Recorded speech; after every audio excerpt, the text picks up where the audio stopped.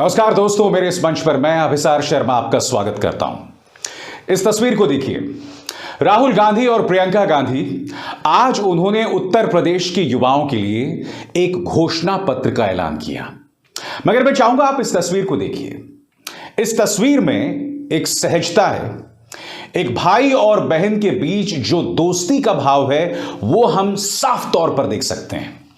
और इस तस्वीर में एक और चीज है, इस तस्वीर से सबसे ज्यादा असुरक्षित महसूस करती है भारतीय जनता पार्टी। और विरोधाभास देखिए, राहुल गांधी का मजाक उड़ाया जाता है, प्रियंका गांधी के पति को लेकर लगातार हमला किया जाता है, मगर जैसे ही यह तस्वीर सामने उभर कर आती है भारतीय जनता पार्टी उससे असुरक्षित हो जाती है और हिल जाती है। और आपने देखा होगा पिछले कई सालों से जब भी राहुल गांधी एक बयान देते हैं, भारतीय जनता पार्टी अपने तमाम प्रवक्ताओं, तमाम जो मिनिस्टर्स को उतार देती है मैदान में उनका जवाब देने के लिए। मगर आज का दिन महत्वपूर्ण क्यों है? आज का दिन महत्वपूर्ण इसलिए है कि प्रियंका गांधी ने स्पष्ट कर दिया है कि वो कांग्रेस की तरफ से उत्तर प्रदेश के अंदर मुख्यमंत्री की दावेदार हैं, मुख्यमंत्री पद का चेहरा हैं। उन्होंने ये शब्द कहे नहीं, मगर उनसे सवाल किया गया कि हर तरफ कांग्रेस कलेक्टिव लीडरशिप की बात करती है, पंजाब में उसकी घोषणा नहीं कर रही, उत्तर प्रदेश में आपका क्या कहना है? तो प्रियंका गांधी का क्या जवाब था, आप खुद सुनिए। मैं यही जानना चाह रही थी मैम, आपने जवाब दिया जब आपसे पूछा कि क्या आप चेहरा होंगी या आप मुखर तरीके से आगे होंगी, लेकिन आपने अभी तक कोई क्लियर कट जवाब दिया नहीं। आप हमेशा कहती हैं जब टाइम आएगा तो बताएंगे। क्या बिना चेहरे के, क्योंकि पंजाब में हम देख रहे हैं कांग्रेस कह रही है कलेक्टिव लीडरशिप में कांग्रेस पार्टी जाएगी, क्या किस मुख्यमंत्री के चेहरे को लेकर अक्सर सवाल उठते रहते हैं? आपको किसी और का चेहरा दिख रहा है जी यूपी में कांग्रेस पार्टी की तरफ से? जी, तो फिर तो आप ही चेहरा है, मतलब दिख तो रहा है ना सब जगह मेरा चेहरा। जी ठीक है। मंच पर उनके साथ उनके भाई राहुल गांधी भी थे और जाहिर सी बात है जब वो दोनों मंच पर आते हैं तो उसकी राजनीतिक अहमियत बढ़ जाती है। कांग्रेस के आलोचकों का लगातार कहना है कि प्रियंका गांधी वाड्रा और राहुल गांधी दोनों कांग्रेस की जिम्मेदारी अपने शर्तों पर निभाते हैं, यानी कि जिस तरह से जमीन में एक राजनेता को खपना चाहिए वैसा राहुल गांधी नहीं करते हैं और प्रियंका गांधी नहीं करती हैं। उनके आलोचक लगातार इस बात को लेकर कहते रहते हैं। आज कांग्रेस ने उत्तर प्रदेश के अंदर युवाओं के लिए घोषणा पत्र का ऐलान किया, नौकरी को लेकर, उनकी जरूरतों को लेकर। और जैसे कि आप जानते हैं कि कांग्रेस मैदान में उतरी है लड़की हूं, लड़ सकती हूं के नारे के साथ। उसके बाद अब युवाओं के लिए घोषणा पत्र, यानी कि जो जमीनी सरोकार के मुद्दे हैं उन्हें कांग्रेस टटोल रही है। और यही एक तरह से कहा जा सकता है पूरा फोकस था प्रियंका गांधी का जब उन्होंने कहा कि जब पार्टियां जो हैं वो जनता को जातिवाद और धर्म में उलझा कर रखती हैं तो उनकी जवाबदेही खत्म हो जाती है। और जाहिर सी बात है यहां पर हमला इन दो चेहरों पर था, मुख्यमंत्री आदित्यनाथ और समाजवादी पार्टी सुप्रीमो अखिलेश यादव। क्या कहा प्रियंका गांधी ने, आप खुद सुनिए।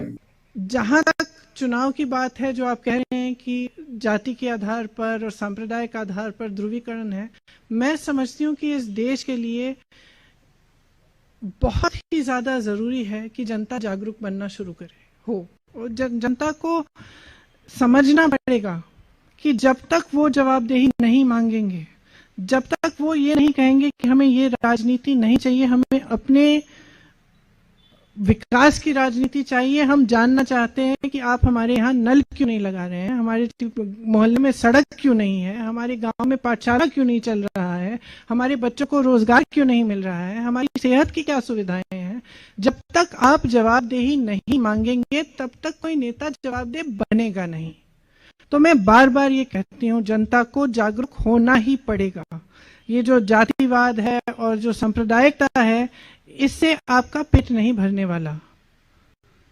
इससे सिर्फ और सिर्फ कुछ राजनीतिक दलों का फायदा होगा जो आपको गुमराह करना चाहते हैं, जो जानते हैं कि चुनाव के सामने आपके पास आएंगे और सिर्फ जाति के आधार पर, धर्म के आधार पर उनको वोट मिल जाएगा।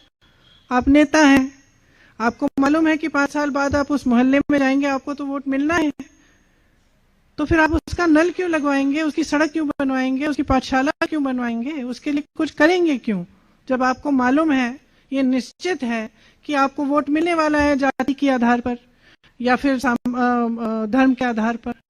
तो मैं कह रही हूं कि ये सब चीजें ठीक हैं, लेकिन जब चुनाव की बात होती है, जब सरकार बनाने की बात होती है, तब जवाबदेही मांगिए और विकास पर आधारित अपना वोट दीजिए। बार बार कह रही हूं, यही हमारा पिच है, हम सब जगह जाकर यही बात कर रहे हैं। मगर बड़ा प्रश्न यह है, कांग्रेस क्या वाकई 2022 के लिए चुनाव लड़ रही है? क्योंकि जमीनी स्तर पर विश्लेषकों का कहना है कि कांग्रेस के पास बूथ लेवल के कार्यकर्ता नहीं है, जमीनी स्तर पर उनके पास ऐसे राजनेता नहीं हैं जो उनके लिए वोट्स जो हैं वो जुटा सकें। उनके पास सिर्फ एक तुरुप का पत्ता है, यह एक चेहरा है, प्रियंका गांधी वाड्रा। ऐसे में क्या कांग्रेस वाकई 2022 के लिए चुनाव लड़ रही है? कहीं ऐसा तो नहीं है कि ये जो तमाम जद्दोजहद है, तमाम कवायद जो है वो 2024 के लोकसभा चुनाव के लिए है? या उससे भी बड़ी बात, क्या कांग्रेस सही मायने में 2027 के लिए चुनाव लड़ रही है? क्योंकि जमीन पर इन तमाम नीतियों का क्या असर पड़ेगा हम नहीं जानते। और यही सवाल राहुल गांधी से भी किया गया। राहुल गांधी से सीधा सवाल किया गया कि भाई कांग्रेस जो है 32 साल से सत्ता में नहीं है, ऐसे में आपको क्या लगता है जनता आप में क्यों विश्वास करेगी? उत्तर प्रदेश की जनता आप में क्यों विश्वास करेगी? क्या आप वाकई 2009 का इतिहास दोहरा पाएंगे, जब 2009 के लोकसभा चुनावों में कांग्रेस को करीब 20 लोकसभा सीटें मिली थी? क्या कहते हैं राहुल, सुनिए। कांग्रेस पार्टी का आप रिकॉर्ड देखिए, किसी भी स्टेट में देखिए, नेशनल लेवल पे देखिए, जो यूपीए के समय इकोनॉमी की हालत थी, जो रोजगार की सिचुएशन थी, उसको आप कंपेयर कीजिए। एनडीए बीजेपी की सरकार से आप कंपेयर कीजिए। जो कांग्रेस पार्टी ने उत्तर प्रदेश के लिए किया था उसको आप स्टडी कीजिए। जब हम दिल्ली में थे तब जो हमने उत्तर प्रदेश के लिए किया था उसको आप स्टडी कीजिए। तो हम यूपी को एक रास्ता दिखा रहे हैं। यूपी से हम एक प्रकार से बातचीत, यूपी के युवाओं के साथ हम बातचीत करके मिलकर एक विजन बना रहे हैं। ये हमारा कमिटमेंट भी है और ये इससे हमें रेलेवेंस भी मिलेगी और मिलती है। मैं आपको बतलाना चाहूंगा कि कांग्रेस के लिए सबसे कठिन चुनौती क्या है। कांग्रेस के लिए सबसे गंभीर चुनौती यह है कि उसका मुकाबला है समाजवादी पार्टी और भारतीय जनता पार्टी के साथ। वो भारतीय जनता पार्टी जो साम दाम दंड भेद से जीतना चाहती है, वो भारतीय जनता पार्टी जो सांप्रदायिक तनाव पैदा करने से भी नहीं हिचकेगी और बाज नहीं आएगी, वो हिंदुओं और मुस्लिमों में तनाव पैदा करने से नहीं हिचकेगी जीत के लिए। वहीं दूसरी तरफ समाजवादी पार्टी और उनके सुप्रीमो अखिलेश यादव तमाम जातियों को सहेज रहे हैं। तमाम जो बड़े बड़े या छोटी छोटी जातियों के नेता हैं उन्हें अपनी पार्टी में शामिल कर रहे हैं और बताया जाता है कि अगर आपको उत्तर प्रदेश में सत्ता में जगह पानी है तो सिर्फ 2 रास्ते हैं, या तो मंडल या कमंडल। कांग्रेस के पास ये दोनों ही नहीं है। कांग्रेस ये सोच रही है कि लड़की हूं, लड़ सकती हूं, या आज जिस तरह से युवाओं के लिए उन्होंने घोषणा पत्र का ऐलान किया, इसके जरिए वो सत्ता में जगह बना पाएंगे। क्या ऐसा हो पाएगा? और यही नहीं, कांग्रेस पर आलोचना भी होती रही है। मसलन आप जानते हैं कि इनके पार्टी के नेता अजय लल्लू के नेतृत्व में तौकीर रजा खान जो है वो पार्टी को समर्थन दे रहे थे। आज यही सवाल प्रियंका गांधी वाड्रा से भी हुआ। क्या कहा प्रियंका ने, आप खुद सुनिए तौकीर रजा खान पर। मेरा सवाल यह है कि जो चुनावी पंडित हैं, खासतौर पे उत्तर प्रदेश के भीतर हम देख रहे हैं कि जाति और धर्म पर पूरी जो राजनीति है भारतीय जनता पार्टी की या दूसरे जो दल हैं वो केंद्रित होती हुई दिखाई दे रही है। भारतीय जनता पार्टी चाहे कांग्रेस हो या दूसरे आपके दल हो, उन पर लगातार ध्रुवीकरण का आरोप लगाती रही है। इसमें एक ताजा एग्जाम्पल तौकीर रजा का बयान है, विवादित बयान है उनका। तो ऐसे ध्रुवीकरण होती राजनीति में कांग्रेस अपना रास्ता कैसे बनाएगी, अपने आप को कैसे इस चुनावी समर में पार लगाएगी? मैं बार बार कह रही हूँ कि हमारी विचारधारा अलग है और हमारी विचारधारा ये है कि हमें प्रगति के लिए, हमें भविष्य के लिए, हमें जनता को मजबूत बनाने के लिए क्या काम करना है, इसकी बात करें। तो हम इस ध्रुवीकरण में शामिल नहीं हैं। अगर किसी ने कोई बयान दे दिया तो वो कांग्रेस पार्टी में तो है नहीं, अब वो जो मर्जी वो बयान देना चाहे वो देंगे, उसकी हम जिम्मेदारी हम नहीं ले सकते। लेकिन देखिए, मुझे उनका ये जवाब थोड़ा सा अटपटा इसलिए लगा, मैं आपको बताता हूं।